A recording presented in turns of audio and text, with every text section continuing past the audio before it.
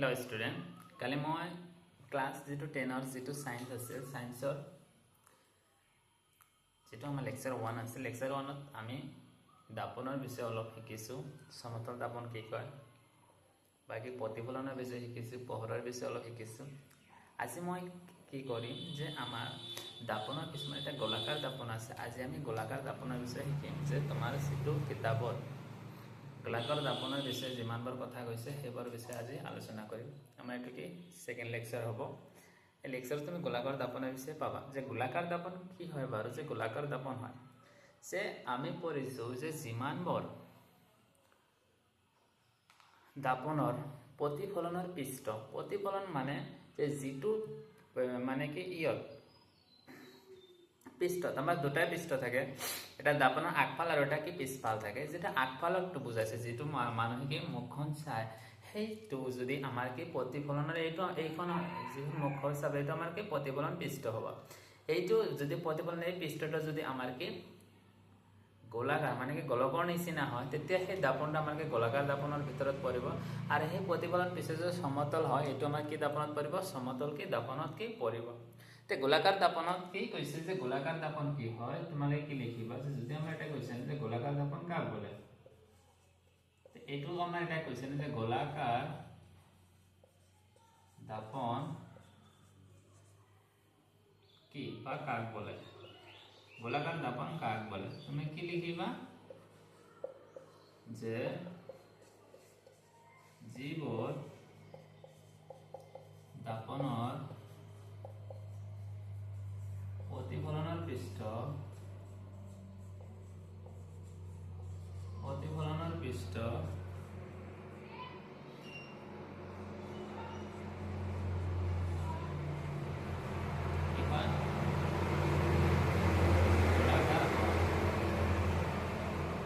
জীবর দাপনের प्रतिफलन पृष्ठ गोलाकार है सेबर दापनक आमी की बोली कम गोलाकार की दापन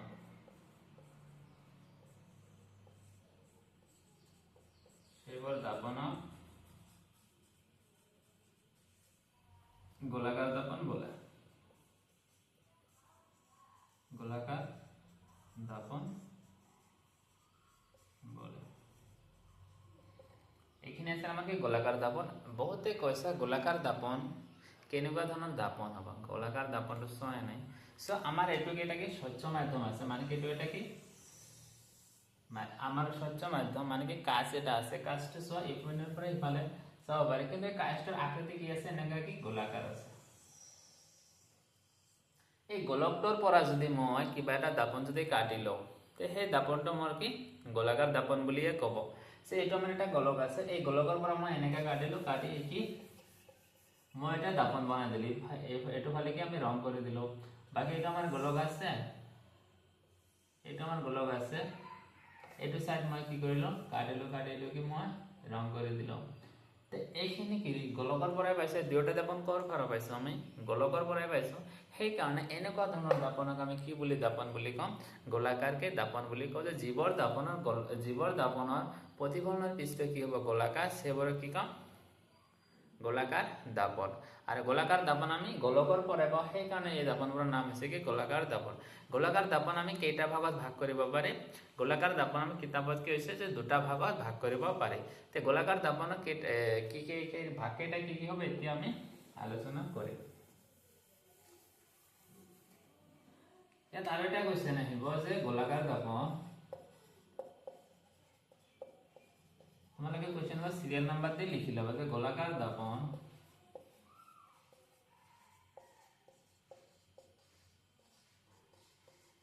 কেইটা ভাগত ভাগ কৰিব পাৰি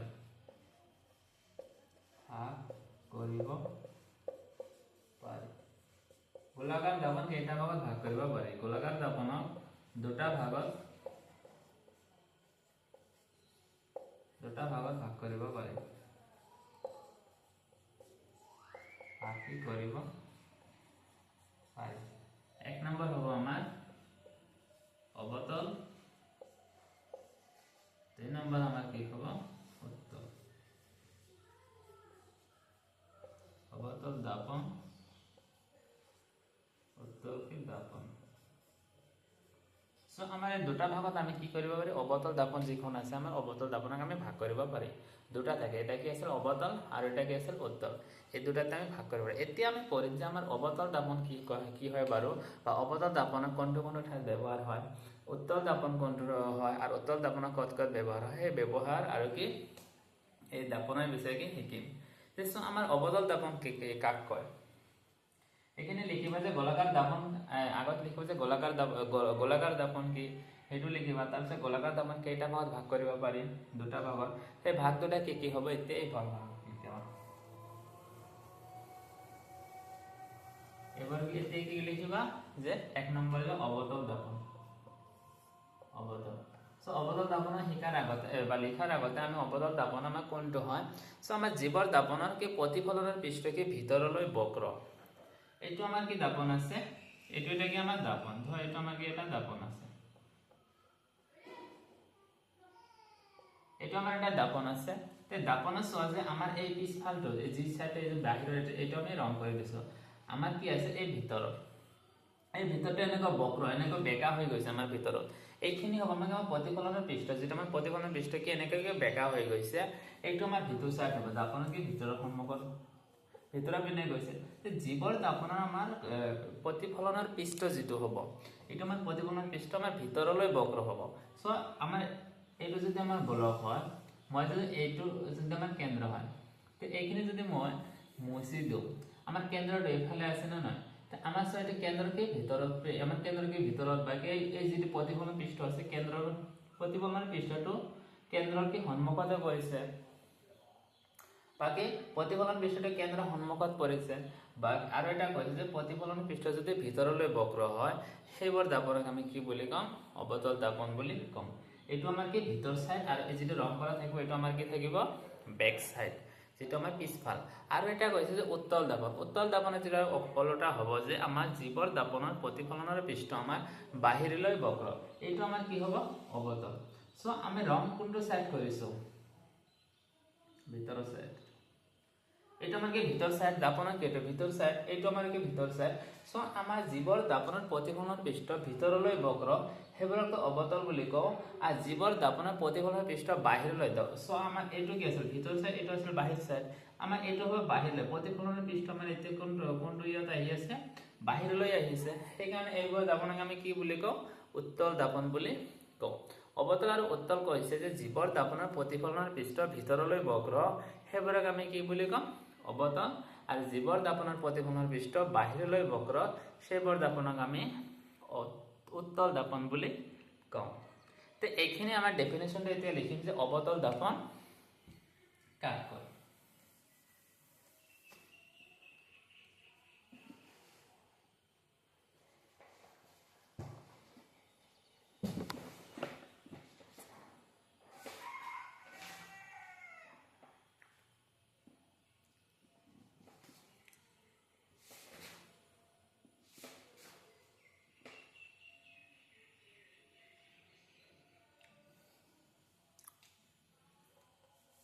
যে আর এটা কোশ্চেন আছে যে অবতল দাপন কাক বলে অবতল দাপন কাক বলে কি লিখিবা জীৱৰ দাপনৰ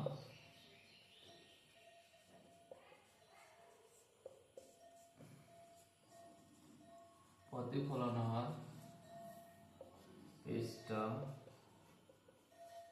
ভিতৰলৈ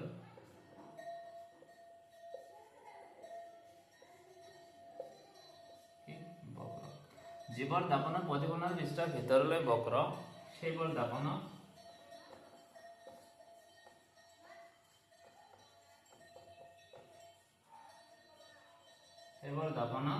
অবতল দাপন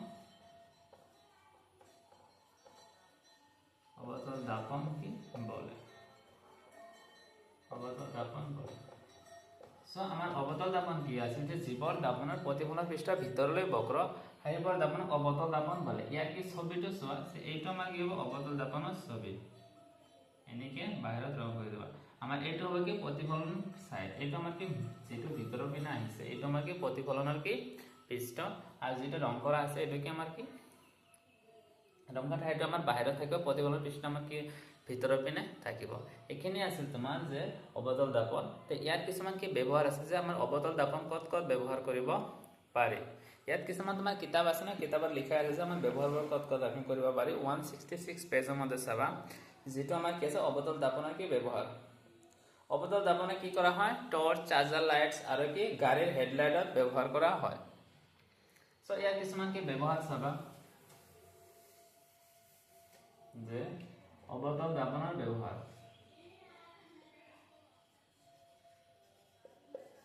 অবতল দাপনৰ কি ব্যৱহাৰ কি আছে, টর্চ, চার্জার के लाइट्स,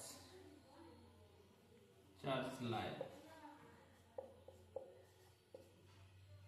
चार्जर्स लाइट, गाड़ीर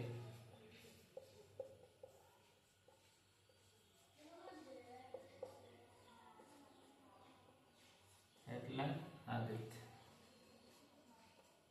व्यवहार।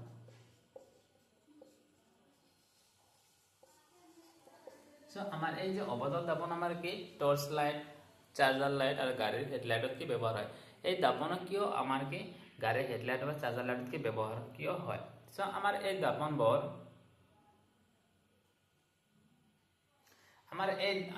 আমাৰ এই দাপন বৰ যদি কোনোবা এটা কি টর্চ লাইট বা চার্জার লাইটত কি লগাই দিও, যেতিয়া আমার লাইটটো মারি দিম আমার কি দাপনত কি আমার রশ্মিটো পড়ার পিছত আমার কি রশ্মিটো চাৰিওফালে এনেকে কি মেল খাই যায়। কিন্তু আমাৰ উত্তল দাপনত আমাৰ এনেকুৱাকৈ মেল খাই না যায়। সেই কাৰণে আমাৰ কি আমাৰ এইবোৰ লাইট টর্চ চার্জার লাইট আমার যদি টর্চ এটা যদি মারি দিও রশ্মিটো যদি অকল একেবারে কি সিধা যায়, যদি ইপিনে পিছে সরি না যায়, তেতিয়া আমি কি লাইটটো আমি কি ভাল বুলি নকম, যে আমি কি অকল কি সন্মুখত যিখন বস্তু আছে সেইখিনি কি চাব পাৰি, আৰু বাকি যে বাকি যে সাইডত আৰু কিছুমান যে বস্তু থাকিব সেইবোৰ কি চাবকে নোৱাৰে। সেইকাৰণে আমাৰ কি এইবোৰ লাইটত যদি আমি উত্তল দাপন দিম আমাৰ কি বহুত অসুবিধা হ'ব। সেইকাৰণে অবতল দাপন দিয়ে যে আমি কি বহুতখিনি ঠাই যাতে একেবাৰে লাইট মাৰিলে চাব পাৰো। বা গাড়ীৰ হেডলাইটতো সেইকাৰণে ব্যৱহাৰ কৰা হয় যে যেতিয়া ৰাতি গাড়ীখন যাই আছে বাটত যে চলাচল কৰা গাড়ীখিনি, সেই গাড়ীখিনি যেতিয়া ৰাতি যাব তে আমি কি বহুতখিনি ঠাই কি যদি চাব পাৰে একেবাৰে, তেতিয়াহে গাড়ী ড্ৰাইভাৰজনৰ কি সুবিধা হ'ব। সেইকাৰণে আমাৰ এই অবতল দাপনত এই বস্তুবোৰ ব্যৱহাৰ হৈছে, যে অবতল দাপন কি গাড়ীৰ হেডলাইটত, টৰ্চ আৰু কি চাৰ্জাৰ লাইটত ব্যৱহাৰ কৰা হয়। কিহৰ কাৰণে আমি কি বহুত ঠাই যাতে একেবাৰে দেখিব পাৰো সেইকাৰণে। এতিয়া আহিব আমাৰ কি অবতল দাপন গ'ল, এতিয়া আহিব আমাৰ কি উত্তল দাপন, কাকবলাৰ উত্তল দাপনৰ কি ব্যৱহাৰ, সেইখিনি কথা আমি লিখিম।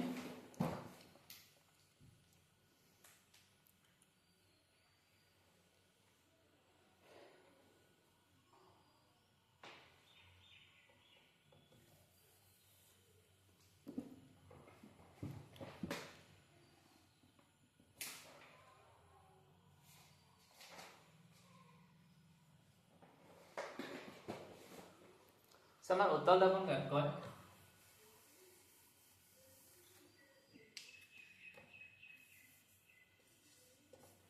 কুৱেশ্যনবোৰ তোমালোকে কি সিৰিয়াল নাম্বাৰ দি লিখি ল'বা, মই ডাইৰেক্ট কুৱেশ্যনবোৰ লিখিছো, তোমালোকে সিৰিয়াল নাম্বাৰ দি লিখিবা যে উত্তল দাপন কাক বোলে। উত্তল দাপন কাক বলে, কাক বলে লিখবে জীবর কে দাপনৰ প্ৰতি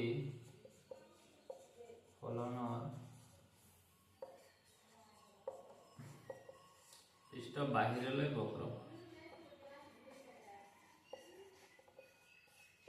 বাহিৰলৈ বক্ৰ সেইবোৰ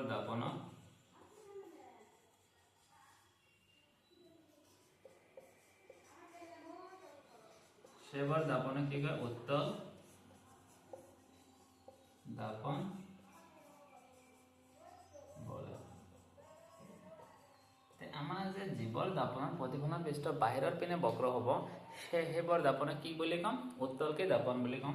সো আমাৰ এইটো কি হ'ব, আমাৰ কি উত্তল দাপন। সো আমাৰ যে প্ৰতিফলনৰ পৃষ্ঠ কি আছে, এইটো আছে, এইটো চব বাহিৰৰ পিনে আহিছে বক্ৰ, সেইকাৰণে ইয়াৰ নাম হৈছে উত্তল। আৰু যে অৱতলত কি আছে, ভিতৰৰ পিনে আমাৰ কি আছে, প্ৰতিফলন পৃষ্ঠ কি আছে ভিতৰৰ পিনে, সেইকাৰণে ইয়াৰ নাম আছিল কি অৱতল। এতিয়া আমাৰ আহিছে যে অৱতল দাপনৰ ব্যৱহাৰ, যে টৰ্চ, গাড়ীত হেডলাইট, চাৰ্জাৰ লাইটত আমি কি কৰোঁ, উত্তল দাপন কি ব্যৱহাৰ কৰোঁ, অৱতল দাপন ব্যৱহাৰ কৰোঁ। এতিয়া আমি কৰিম যে উত্তল দাপন আমি ক'ত ব্যৱহাৰ কৰোঁ।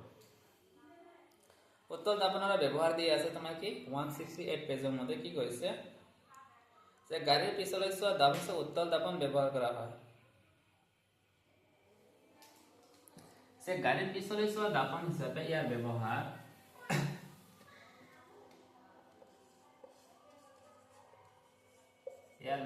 হ'ল 1 নম্বৰ গাড়ীৰ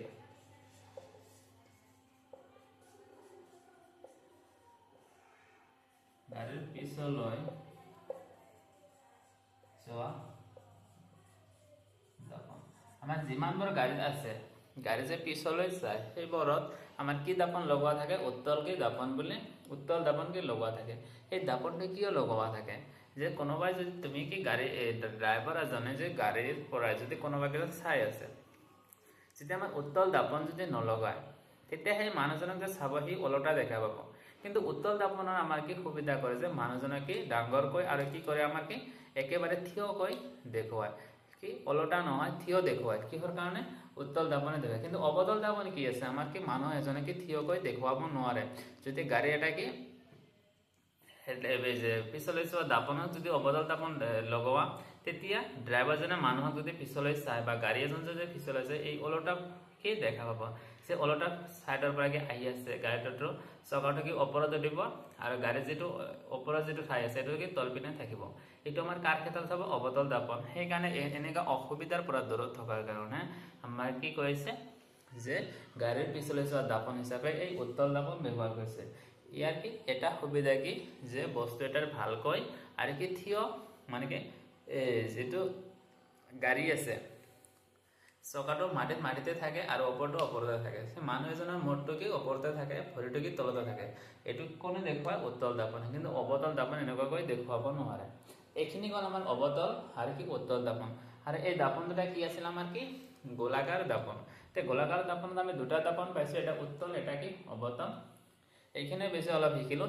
এতিয়া আমাৰ এই দাপনতকৈ বহুত শিকিবলগীয়া বস্তু আছে, যে আমাৰ কি কয়, যে দাপনত এটা কি দীঘল এটা দাগ দিলে, এই দাগটোৰ নাম কি, ইয়াত কি কেন্দ্ৰ আছে আৰু কি মেৰু আছে, ভাঁজ কেন্দ্ৰ আছে, ভাঁজ ব্যাসাৰ্ধ আছে। এইবোৰৰ বেছিকৈ আমাৰ শিকিব লাগে। জাষ্ট তোমালোকক খালি শিকিলোঁ যে আমাৰ দাপন, যদি আমি একেবাৰে যদি এই গোটেইকেইটা বস্তু ভাঁজ ব্যাসাৰ্ধ, পল, মেৰু আৰু কি আছিল ভাঁজ কেন্দ্ৰ যদি একেবাৰে ক'লো হয়, তোমালোক অলপ খেলি মেলি লাগিলা। সেইকাৰণে এই দাপনৰ বিষয়ে অলপ তোমাৰ জ্ঞান আহিল, এই অৱতল দাপন বা উত্তল দাপন। এতিয়া আমি সেই বস্তুবোৰ যেতিয়া আমি কৰিম, তেতিয়া তুমি কি অতি সহজে কি বুজিব পাৰিবা। কি আছে চোৱা,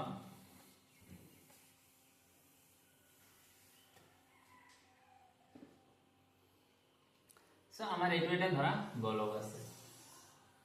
গোলকটো যে আঁকিছোঁ, বাকী কোনো এটা বস্তু যে গোলাকাৰ হ'ব, ইয়াকে এটাকে মাজত এটা ঠাই থাকিব। এই মাজত ঠাইটোক আমি কি বুলি কওঁ, কেন্দ্ৰ, যাক আমি চিৰে বুজাওঁ। চি মিনছ চেণ্টাৰ, যাক আমি কেন্দ্ৰ বুলি কওঁ। এই কেন্দ্ৰটো আমাৰ কিবা পুৰা যিটো গোলক আছে, গোলকৰ একেবাৰে কি মাজত আছে। কেন্দ্ৰ মানে কি, যিটো বস্তু কি মাজত থাকিব তাক আমি কি বুলি কওঁ, কেন্দ্ৰ বুলি কওঁ।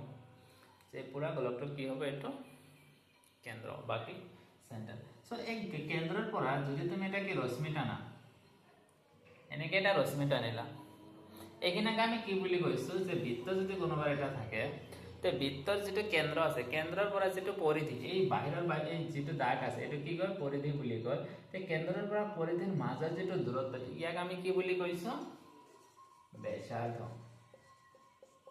ব্যাসাৰ্ধ বুলি কয় ইয়াক আমি, যিটো আমি গণিতত পাইছোঁ, যে বৃত্তৰ কেন্দ্ৰৰ পৰা পৰিধি যে দূৰত্ব আছে, সেই দূৰত্বখিনিক আমি কি বুলি কওঁ, ব্যাসাৰ্ধ।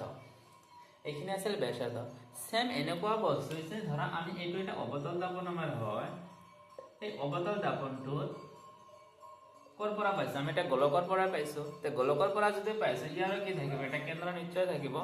চোৱা ইয়াত এটা কি কেন্দ্ৰ আছে, এইটো কি গোলাকাৰ দাপনৰ কি কেন্দ্ৰ হয়। তে কেন্দ্ৰটো আমি কি দি বুজাও, চি দি হৈছে। তে এই কেন্দ্ৰৰ পৰা যেটো আমাৰ কি দাপন আছে, যেটো আমাৰ এইটো যদি সম্পূৰ্ণ যদি আকিলি হয় কিবা গোলক হল হয়, এতিয়া মানে কি আছে দাপন আছে, এই কেন্দ্ৰৰ পৰা দাপনৰ মাজৰ দূৰত্ব আমি কি বুলি কৈছো, ব্যাসাৰ্ধ বুলি কৈছো। কত আমি যেতিয়া বৃত্ত থাকিব, এইটোতো আমাৰ বৃত্ত নহয় দাপনে হয়, সেইকাৰণে ইয়াৰ নামটো আকৌ অলপ কি ওলটা হ'ব, এইটোৰ নাম কি হ'ব, ভাঁজ ব্যাসাৰ্ধ। কি হ'ব, ভাঁজ ব্যাসাৰ্ধ, যাক আমি ক্যাপিটাল আৰ এৰে বুজাও। আৰ যেটো কেন্দ্ৰ আছে ইয়াৰ নাম আছে কেন্দ্ৰ, তে এইটো ইয়াৰ যেটো কেন্দ্র থাকিব ইয়ার নাম হ'ব ভাঁজ কেন্দ্র। কি কেন্দ্র, ভাঁজ কেন্দ্র। তুমি বুজিলা যে আমার ভাঁজ কেন্দ্র মানে কি হৈছে, যেটো গোলকৰ যেটো কেন্দ্ৰ থাকিব সেই কেন্দ্ৰৰ দাপনৰো এটা কি কেন্দ্ৰই হয়, সেইকাৰণে এই কেন্দ্ৰটোৰ নাম হ'ব ভাঁজ কেন্দ্ৰ। তো কেন্দ্ৰ আৰু যেটো দাপনৰ মাজৰ যেটো দূৰত্ব সেইখিনি কি আমাৰ ব্যাসার্ধ, যেটা আমি কি দিয়ে বুঝাম, ভাঁজ কি ব্যাসার্ধ। তো এইটো আমার বুঝিলে আছে আমার কেন্দ্র আর কি দাপনের মাজৰ দূৰত্বক ভাঁজ ব্যাসাৰ্ধ বুলি কওঁ।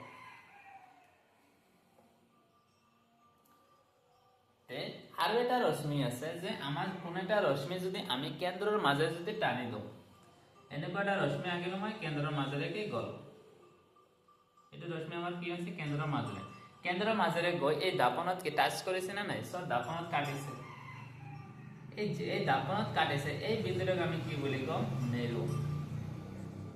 মেরু যাক আমি পি রে বুজাও, যাক আমি কি রে বুজাও, পি রে বুজাও, যে কেন্দ্ৰৰ মাজেৰে জীৱৰ অক্ষয়, জীৱৰ কেন্দ্ৰৰ মাজেৰে জীৱৰ ৰেখাই আমাৰ দাপনৰ যিটো বিন্দুত কি কাটে, সেই কটা বিন্দু দাপনৰ যিটো বিন্দুত কাটিছে এই বিন্দুটোক আমি কি বুলি কম, মেরু বুলি কম। আর এই যে লম্বা যে এটা দাগ টানি দিল, ইয়ার কি এটা কি বেলেগ এটা নাম আছে, ইয়ার নাম কি হৈছে মুখ্য কি অক্ষ, মুখ্য কি অক্ষ। ইয়াত চোৱা যে আমি কি কি কৰিলো, ইয়াত আমি কেন্দ্ৰ পঢ়িছো, কেন্দ্ৰ মানে কি হৈছে যেটো আমাৰ কি গোলক আছিল, গোলকৰ কেন্দ্ৰ, সেই কেন্দ্ৰ যদি আমি দাপনৰ সন্মুখত দিওঁ ইয়াৰ নাম কি হ'ব, ভাঁজ কেন্দ্ৰ। আকৌ কি কেন্দ্ৰৰ পৰা যেটো আমাৰ দাপনৰ মাজৰ যেটো দূৰত্ব সেইখিনি নাম আছিল কি ব্যাসাৰ্ধ, আমি কত বৃত্তত পাম, কিন্তু ইয়াত কি নাম হ'ব, ভাঁজ ব্যাসাৰ্ধ, যাক আমি কিহেৰে বুজাও, আৰেৰে। আৰু আকৌ কোনো এটা ৰেখা যদি আমি এনেকৈ কেন্দ্ৰৰ মাজেৰে গৈ যেটো আমাৰ দাপনত টাচ কৰিব, মানে দাপনত কাটিব, সেই যি বিন্দুত কাটিব সেই কটা বিন্দুটোক আমি কি বুলি কম, মেরু বুলি কম। আর মেরুক আমি কিহেৰে বুজাও, পি সি। তার পিছত আকৌ আহিব এই অক্ষ, যেটো আমি মুখ্য অক্ষ, তো মুখ্য অক্ষক আমি কিহেৰে বুজাও, পি সি যদি কওঁ আমি এইটো কি মুখ্য অক্ষ, এই ডাঙৰ দাগটোক আমি কি বুলি কওঁ, মুখ্য অক্ষ, কিন্তু ইয়াৰ পৰা ইয়ালৈকে আমি এইটো কি বুলি কওঁ, ভাঁজ কি ব্যাসাৰ্ধ। বুজিলা তোমালোকে এতিয়া যে মুখ্য অক্ষ কাক কয়, ভাঁজ ব্যাসাৰ্ধ কাক কয়, কেন্দ্ৰ কাক কয়, মেৰু কাক কয়, আৰু এটা কি আছে দাপন, যেটোক আমি এম এন, যে এইটো এটা আমাৰ দাপনৰ নাম দিছো এম এন, এইটো আমাৰ কিবা দাপনৰ কি নাম দিয়া। তো এইখিনি কথা আছে যে আমাৰ যে দাপনৰ বিষয়ে কি অলপ কি জনা হৈছে।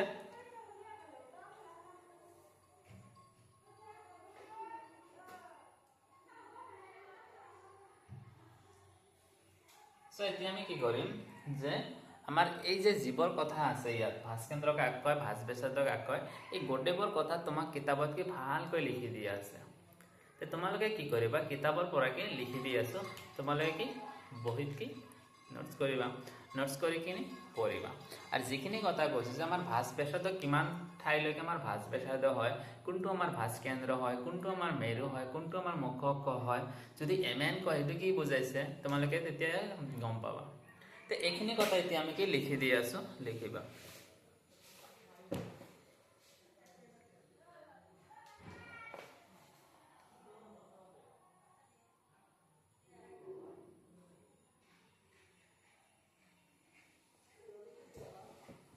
চোৱা যে মেৰু কাক বলে, 1 নম্বৰ কোশ্চেন,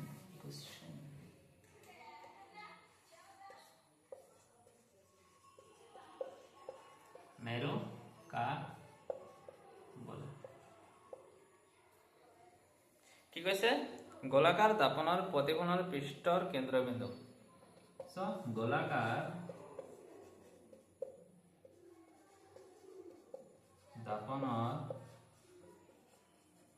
দাপনৰ প্ৰতিফলনৰ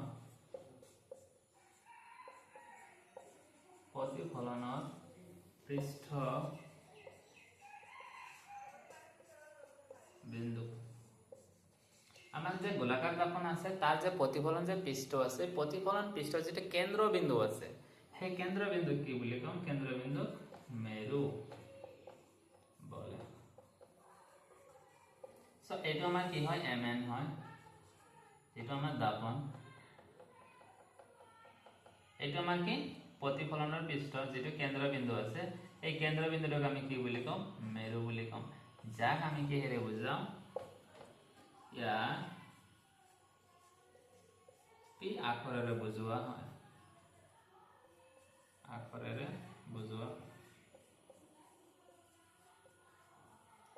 কি আখৰেৰে বুজোৱা হয় পি আখৰেৰে এইখিনি আছিল আমাৰ কি আছিল মেৰুৰ বিষয়ে জানিবলগীয়া কথা এতিয়া আকৌ কি দিছে চোৱা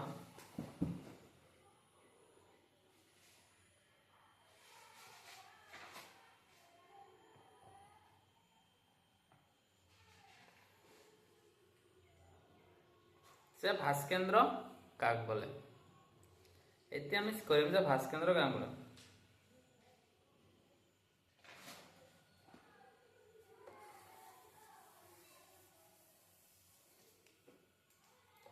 ভাস্কেন্দ্ৰ কাক বলে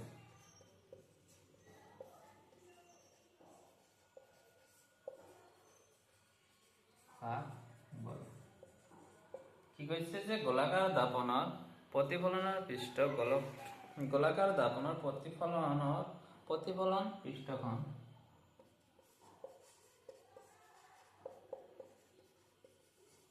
গোলাকাৰ দাপনৰ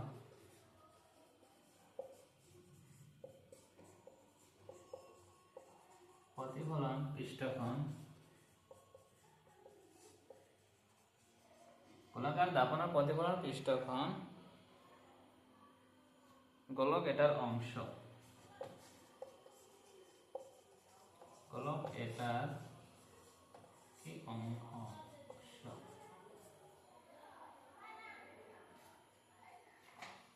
এই গোলকটোৰ এটা কেন্দ্ৰ আছে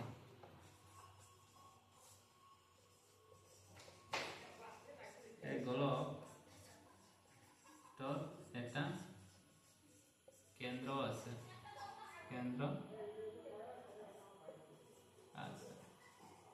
ইয়াকে ভাঁজ ব্যাসাৰ্ধ বলে বা এই কেন্দ্ৰবিন্দুটাক কি কোৱা হয় ভাঁজ ব্যাসাৰ্ধ এই বিন্দুটো গোলকটোৰ ভাঁজ ব্যাসাৰ্ধ বলে বা এই কেন্দ্ৰবিন্দুটো এই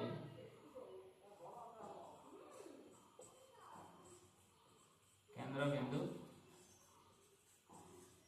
ভাঁজ কেন্দ্ৰ বলে ভাঁজ কেন্দ্ৰ বলে সে কি কৈছে গোলাকাৰ দাপনৰ প্ৰতিফলন পৃষ্ঠখন গোলক এটাৰ অংশ সে গোলাকাৰ দাপন আছে এইটো ইয়াৰ যেটা প্ৰতিফলন পৃষ্ঠখন হাই ৰে এইটো আমাৰ প্ৰতিফলনৰ যেটো পৃষ্ঠ আছে এই প্ৰতিফলনৰ পৃষ্ঠ গোলক এটাকে কেন্দ্ৰ আছে ইয়াৰ কি আছে এই গোলকাৰ দাপনৰ প্ৰতিফলন যেটো পৃষ্ঠ হয় এৰ একটা কেন্দ্ৰ কি আমাৰ ইয়াত থাকিব এই কেন্দ্ৰ বিন্দুটোক আমি কি বুলি কম ভাস্কি কেন্দ্ৰ যে গোলাকাৰ দাপনৰ যেটো পৃষ্ঠ ইয়াৰ এটা কেন্দ্র আছে এই কেন্দ্র বিন্দুটোক আমি কি বুলি কম ভাস্কি কেন্দ্র এখানে কেন আমাকে ভাস্কি কেন্দ্র এতিয়া আমাৰ কি ভাঁজ ব্যাসাৰ্ধ আমাৰ কি কব সো আমি ভাঁজ ব্যাসাৰ্ধ কাক কব যে আমাৰ কেন্দ্ৰবিন্দুৰ পৰা দাপনৰ মাজৰ যেটো দূৰত্ব ইয়াক আমি কি বুলি কম ভাস্কি ব্যাসার্ধ এটো কিতাপত কেনেকা চাগে দিয়া আছে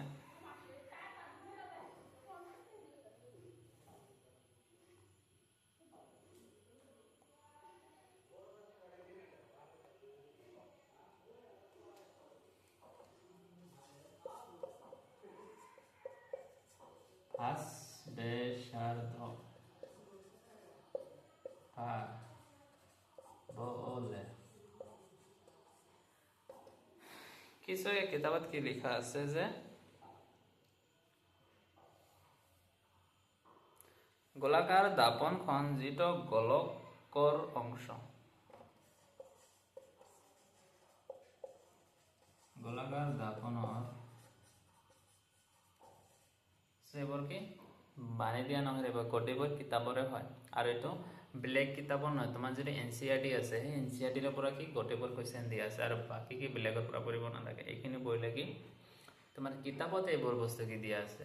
তুমি যদি নিলিখা, যদি আণ্ডাৰলাইন কৰি লোৱা কিতাপত, তথাপি তুমি কি কৰিব পাৰিবা, পঢ়িব পাৰিবা। চ' আমাৰ কি আছে গোলাকাৰ দাপনৰ, গোলাকাৰ দাপনখন যিটো গোলাকাৰ দাপন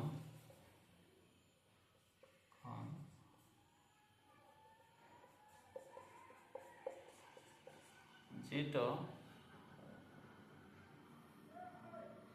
গোলকৰ অংশ, গোলকৰ কি অংশ, সেই গোলকৰ ব্যাসাৰ্ধ, সেই গোলকৰ ব্যাসাৰ্ধ, ফাজ ব্যাসাৰ্ধ বলে,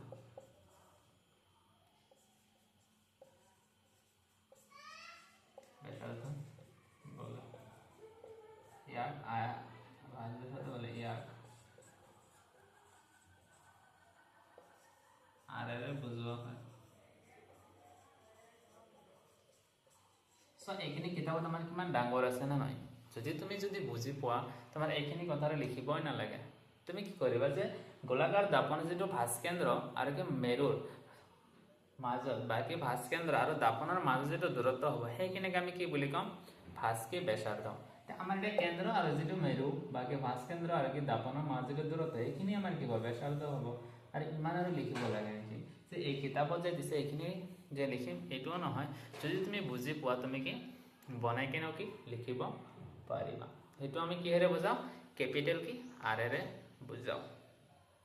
এইখিনি গ'ল। তাৰপৰা কি কৈছে আকৌ যে মুখ্য অক্ষ কাক বোলে।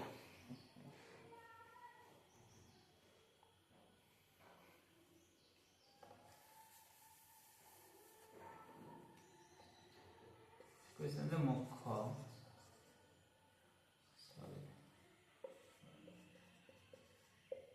অক্ষ কাক বলে। বহুত আৰু ভাবে যে মুখ্য অক্ষ কাক বলে।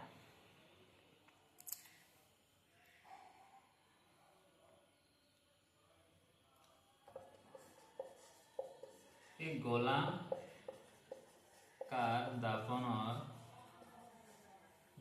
দাপনৰ মেৰু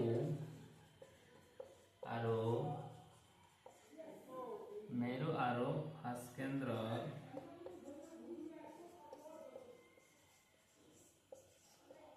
মাজেৰে এখন সৰল ৰেখা কল্পনা কৰা হয়।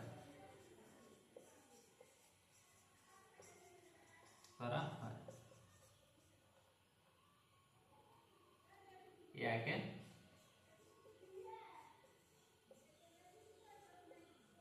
মুখ্য অক্ষ বলে।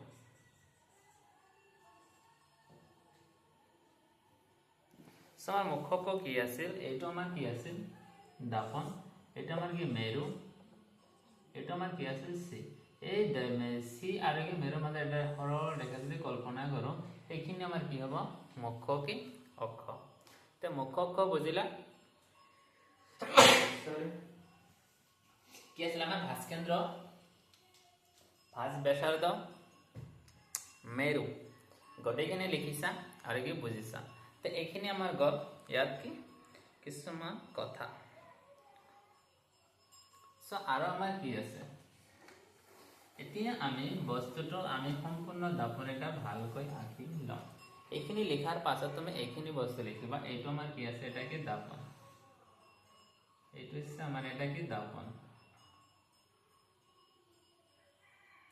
এটার নাম কি MN দাপন। তুমি যিকোনো দিব পারবে ABCD দি। ইয়ার মাজত চোৱা, এইটো আমাৰ যদি আমাৰ চেণ্টাৰ হয়, এইটোক আমি কি বুলি ক'ম, পি বুলি ক'ম। এনেকুৱা এটাকে ৰশ্মি টানি দিবা, এইটো স্কেলৰ সহায়ত দিবা, আৰু এইটো কি দিবা তুমি চি দিবা ফাৰ্ষ্ট কেন্দ্ৰ, আৰু ইয়াৰ পৰা ইয়ালৈকে দূৰত্ব তুমি কি দিবা, এইটো এনেকৈ দিবা, এইটো কি দিবা আৰ দিবা। তো এইখিনি আমাৰ গ'ল। তো তুমি এইটো কি লিখিবা মেৰু, এইটো কি লিখিবা ভাঁজ ব্যাসাৰ্ধ,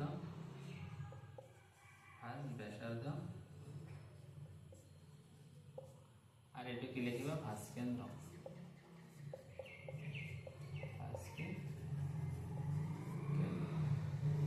পাইছে। তাৰপিছত ইয়াৰ তলত একেবাৰে লিখে অৱতল দাপন চিত্ৰ,